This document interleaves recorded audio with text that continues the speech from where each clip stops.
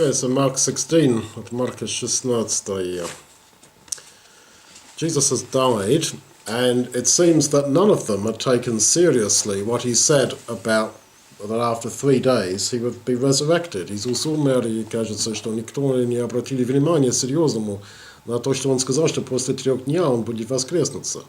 But all the same, these women came to anoint his body. Но все равно эти женщины пришли, чтобы помазать его тело.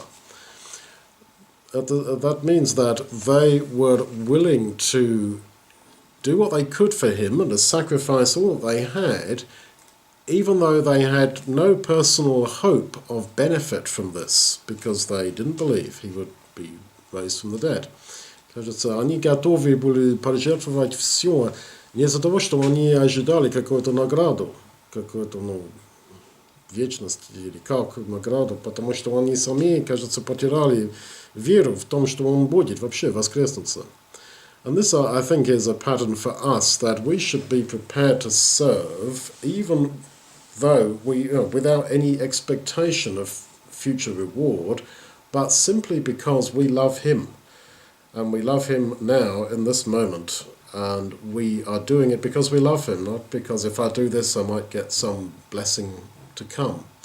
Значит, что нам должны вот так делать, вот служить ему, просто из-за того, что мы его любим. Вот, не из-за того, что мы ожидаем какую-то награду, какую-то личный прибыль, вот, из-за этого, а потому что мы ему вот любим, вот просто так. And so he appears to them, Иисус явился к ним, and tells them, go and tell the angel appears to them and tells them to go and tell his disciples and Peter. In verse 7, в 7 стихе, ангел сказал им, сообщите учеников и Петру. And why does the angel say, tell the disciples and Peter? И почему ангел сказал, сообщите учеников и Петру? Because he had denied Jesus, потому что он отрекся. And Jesus and God and the angels didn't want Peter to think that because he'd done that, therefore it was the end of the road. Потому что и Бог, и Иисус, и ангелы не хотели, чтобы Петр считал бы, что из-за того, что он отрекся, поэтому это уже все. They are particularly sensitive to us when we sin, and they don't want us to lose heart because of our sin. Они особо чувствительны к нам, когда мы согрешаем. Не хотят, чтобы мы все как-то потерялись из-за того, что мы потеряли веру, из-за того, что мы грешили. Они не хотят, чтобы мы так чувствовали бы. And the angel said, he is going to go before you into Galilee, this is verse 7, and there you'll meet him, as he told you. Ангел сказал, что он будет сейчас в Галилее, и вам надо идти туда и с ним встречать в Галилее, как он тебе сказал, как он вам сказал. And of course Jesus had told them before he died that I will rise from the dead and I will meet you in Galilee. There you'll meet me. Иисус то же самое сказал, что я умру, воскрес, и потом я с вами встречаю в Галилее. But they didn't have the faith. Their faith had collapsed, and so they didn't go to Galilee 3 days after he died to meet him. Но они вообще потеряли веру, и после 3 дней, после его смерти, они не ожидали никакого воскресения. Они не ходили в Галилей, чтобы с ним встречать. And so Jesus therefore changes the plan, and he appears to them in Jerusalem. Поэтому Иисус поменял планы и явился к ним именно в Иерусалиме.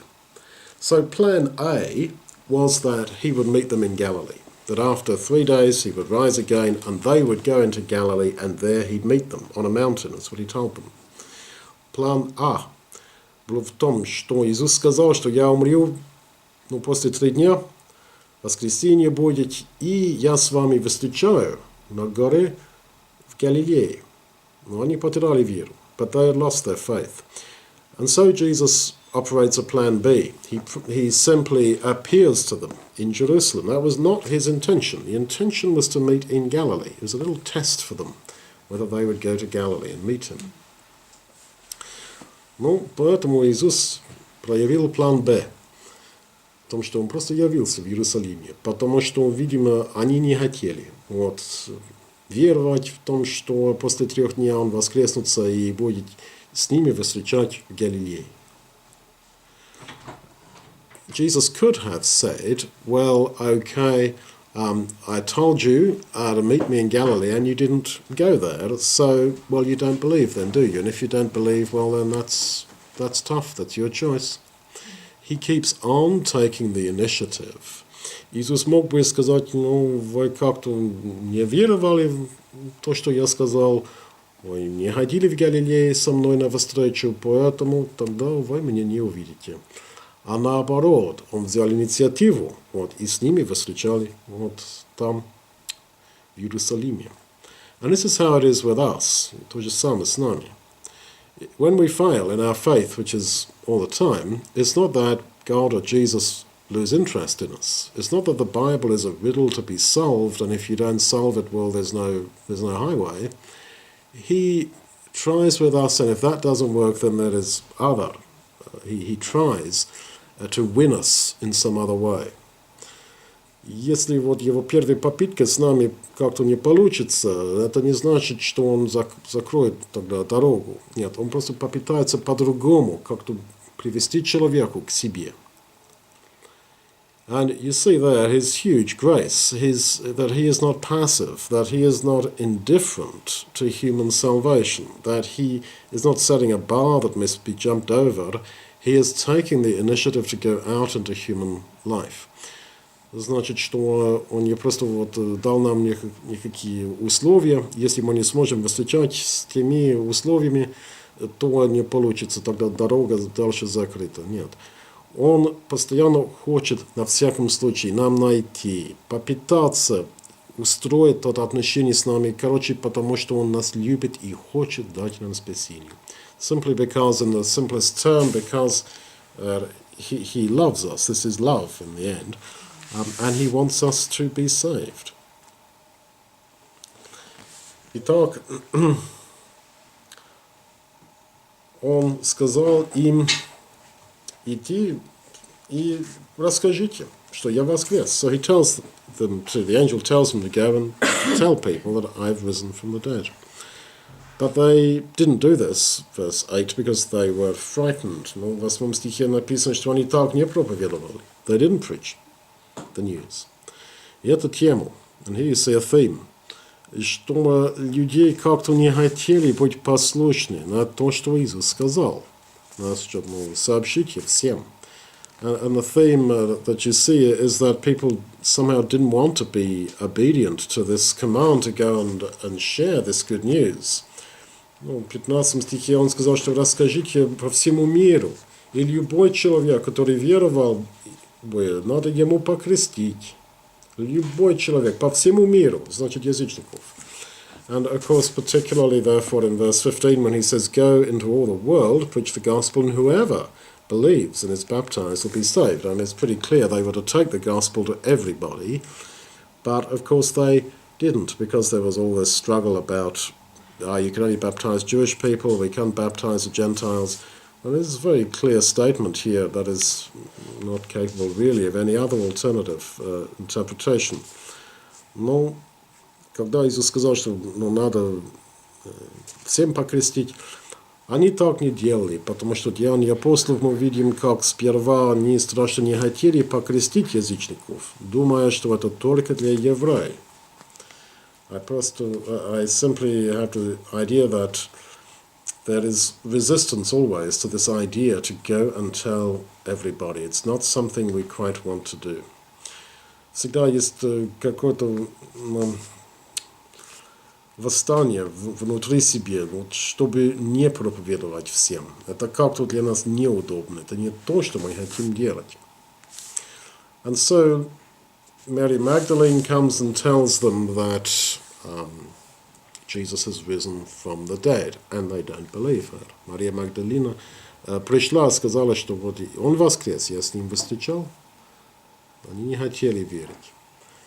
In Roman law, Jewish culture, a woman was not a valid witness. По римским законам и еврейскую культуру женщина это просто не свидетель в юридическом плане. Especially one out of whom there had gone 7 demons, verse 9, which I understand to mean that she had a history of mental illness. Тем более в 9 стихе написано, что у ней было 7 бесов.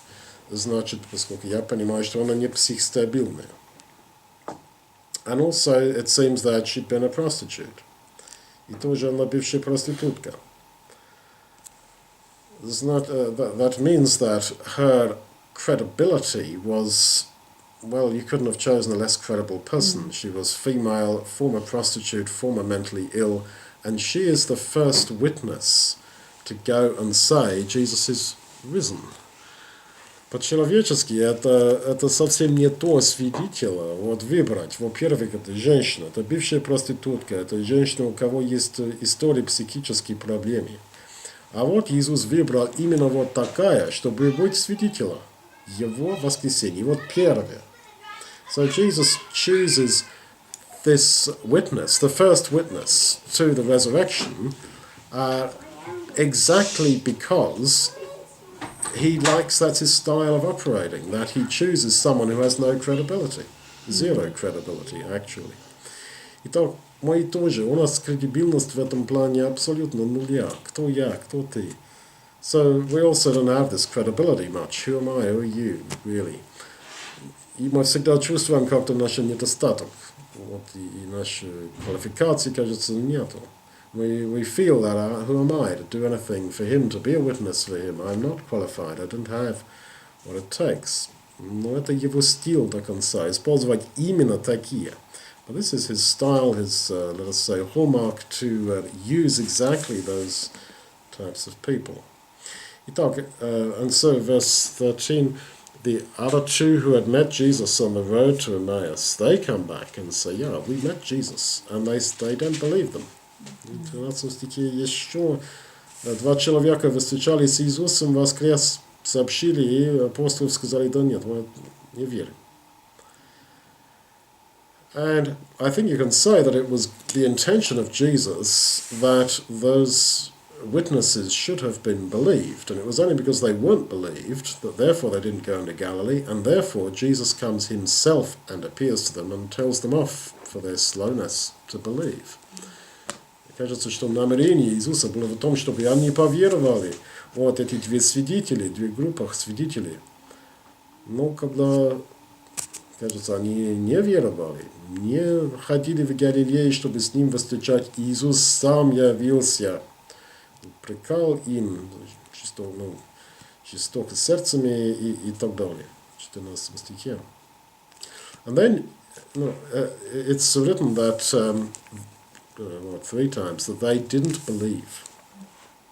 Написано 3 раза, что они не веровали. And then Jesus says, go and tell the whole world that he who does not believe will be condemned. И потом Иисус сказал им, расскажите всем о том, что тех, которые не веруют, что я воскрес, осужден будут. But of course it is they who have not believed. Это они, которые не веровали. And so Jesus is saying, well, you haven't believed, but now I want you to go and tell everybody that he who doesn't believe will be condemned. Они не веровали, а Иисус сказал им, я хочу, чтобы вы будете ходить по всему миру, сказав, что те, которые не веруют, не спасен будут. And of course they would therefore have done that very humbly, knowing that I should not be saved. I also was an unbeliever, and I have to tell you that if you're an unbeliever, you won't be saved. And that was me. Они поэтому это сделали бы очень скромно, смирением, вот, зная, что я сам не верю. Когда я вообще должен это делать, я без никакого извинения. И это то, что Иисус самое главное хочет как квалификации в человеке. Смирение. And this is what Jesus wants as the greatest qualification, is humility. И признание о том, что я сам не очень крепкий верующий. and the acceptance and recognition that I myself was not a believer, and when I should have been. I said that Jesus is not passive, and that God is not passive and is not indifferent. Я сказал, что Иисус не пассивный, он как-то неравнодушный к нам. And in verse 19, 19 стихе, we read that Jesus went to heaven and sat down at the right hand of God. Написано в 19 стихе, что он сидел возле престола Божия. Сидел. And in Hebrews, Paul seems to bring this out very strongly, that Jesus is sitting. That the priests of the Old Testament stand as they serve, Jesus sits. К евреям где-то 13 раз, it's 13 times altogether, it's emphasized that he sits in the New Testament. К евреям где-то 13 раз написано, что Иисус сидит там. Священников, Павел сказал, они делают свое богослужение стоя, а Иисус сидящий. But when you read about Stephen being killed in Acts chapter 7, когда читаем Деяния апостолов 7 насчет смерти Стефана, Stephen sees Jesus standing at the right hand of the throne of God, praying to God for him. Степан увидел Иисус, когда Степан умер, он видел Иисус стоящий возле престола Божия, умоляя Богу для него. So Jesus is normally sitting, but when he saw Stephen in his extremity, he stood up and begged God for Stephen. Иисус вообще тогда сидеть на десную престол Божий. А когда он увидел Степан при таком нужде, он стоял и умолял Богу для него. So it shows that Jesus is not passionless, he is not without emotion, that he is actively feeling for us in real time. Значит, что Иисус не бесчувствие. Он активно, в реальном времени смотрит на наши беда и сочувствует для нас. And then in verse 20, потом в 20 стихе, они проповедовали. Verse 20, they preached everywhere. Господь, значит, Господь Иисус, the Lord, that means the Lord Jesus, working with them. Он работал с ними, сотрудился с ними. And so, again, he is not a black box in our brain that we call Jesus. Он не просто коробок мозгов человека, который называем Иисус. Он реален. He is real. And he is actively then working with people today, working in their hearts. Он тогда активно действует и содействует с человеком. Он не пассивно, никак не пассивно там на небесах. And it is this Jesus who is so active for us today, with whom we work, whom we shall meet again when he comes back to the earth. Это тот же Иисус, с кем мы действуем, работаем сегодня. Тот активный Иисус, с кем мы встречаем, когда он придет. And it's with him that we will eternally work. И это с ним вместе, что мы будем вечно работать и действовать вместе. And so we take the bread and the wine as symbols of his body and his blood, his death and resurrection. Тот хлеб и вино являются символом его тела, его кровь, его смерть, его воскресение.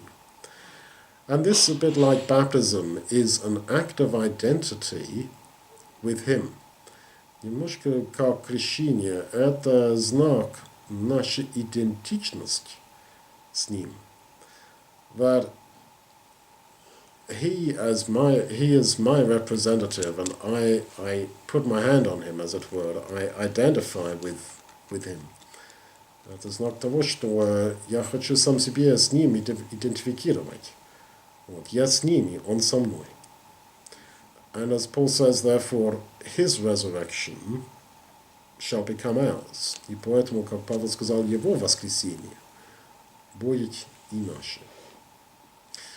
Let's just read from the 1st of Corinthians chapter 11, 1 Коринфянам 11, 23 to 29, 1 Corinthians 11, 23 to 29.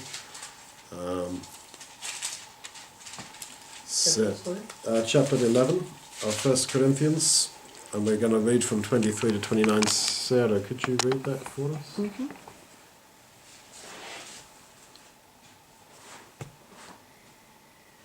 For I received from the Lord what I also passed on to you.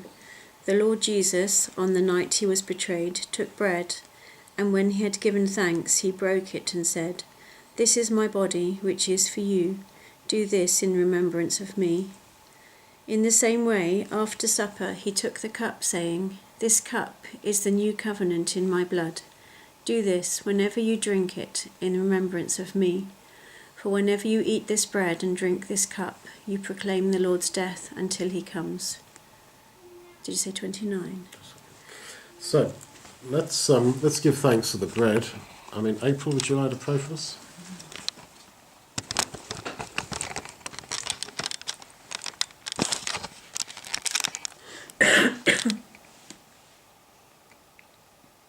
Amazing God and loving Lord Jesus, thank you so much for not being passive and distant, but closer than our very breath, and active in our lives and in our hearts.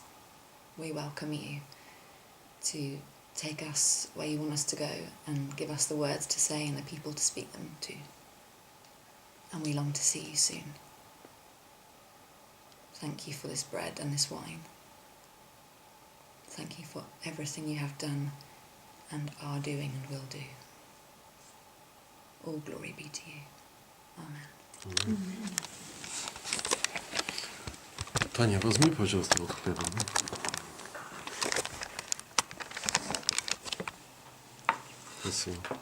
So this bread then is the symbol of his body that was broken for us, not literally, but in the sense that he gave himself for us. Это символ его тела, который он разломал для нас не буквальным образом, а в том, что он поделился. Он поделил его дух от его тела, все с нами.